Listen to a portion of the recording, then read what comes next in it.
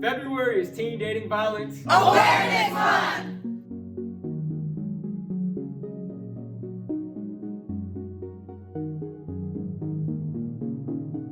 And I was immediately reminded of how I start things with my mom, which was incredible and inappropriate bluntness. Just stated, she was watching TV. This is the story of how I came out to her. She was watching TV, and I had a funny YouTube video that I showed her, and I was like, "It's funny because I do that." She was like, "Do what?" And I was like, "The bi thing." And she was like, "What?" I was like, "You know I'm gay, right?" She was like, "Huh?"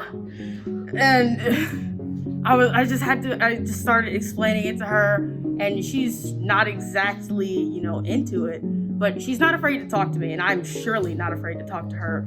And whenever I need something or I want to explain something to her, I just bring it up. Be like, "Hey, mommy, can I date a boy?" No.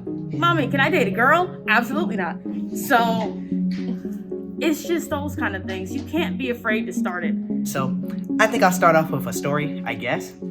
And I guess it's a little different depending on who you talk to, but my mom is really chill. I feel like I can go to her about anything. So sometimes when I would be in a relationship or something like that, I would go to her and be like, "Ma, so we're doing this thing, supposed to go out and stuff, but like, what should I do?" And she's like, "Well, first, I think you should go take a shower. Then, after that, go get some nice clothes, maybe go get some candy, and then make sure you pay for it. But don't be too pushy." But she always gives good advice. So I feel like when it comes to who you should talk to or how should you even talk about the things, always be straightforward. Beating around the bush does not help anybody. In a relationship, when you're talking about relationships to someone you trust, it doesn't help anybody because not everyone can catch the hints. So if you just go straight out and say, "Hey, look, I don't like this. I think we should talk about it," I think that would help. Or you go to someone else and be like, "I don't know if he's doing the right thing or she's doing the right thing."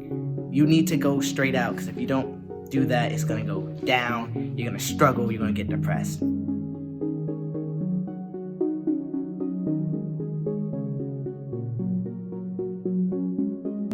What I want them to know is that there are many red flags when it comes to dating.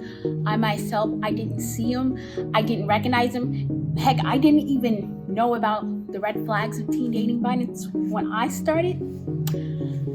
And that led to a lot of bad things to happen. I got depressed. I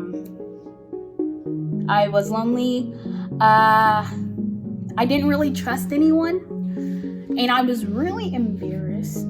So what I want them to know is that there are major red flags when it comes to this stuff. And one of them will be jealousy, because that was what was happening in half of my relationship, which didn't go so well. So what I want them to know is that if you sense something that is wrong, or you don't like it, you don't appreciate it, you don't like what they're doing, you can talk to them. If they don't recuperate or listen to you in any type of way, you can go to your parents and you can sit them down, talk to them,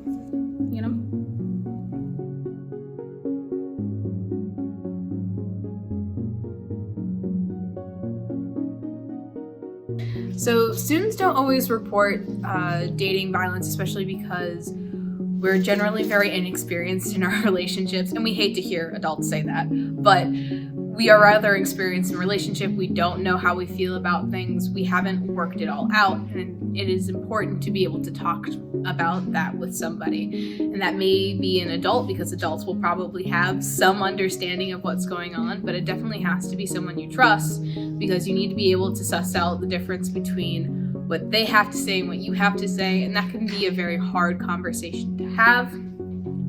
I think the best thing that we all need to keep in mind when we're talking about teen dating violence is that not everybody necessarily understands what is and isn't, and that if you are currently in a situation that you may think is happening, you can start the ball rolling talking with somebody, and you can get these things in place and then never go anywhere with that if you realize that it happens to not be. It's okay to start a case and for it to end up not being anything, rather than it to be something and you never started.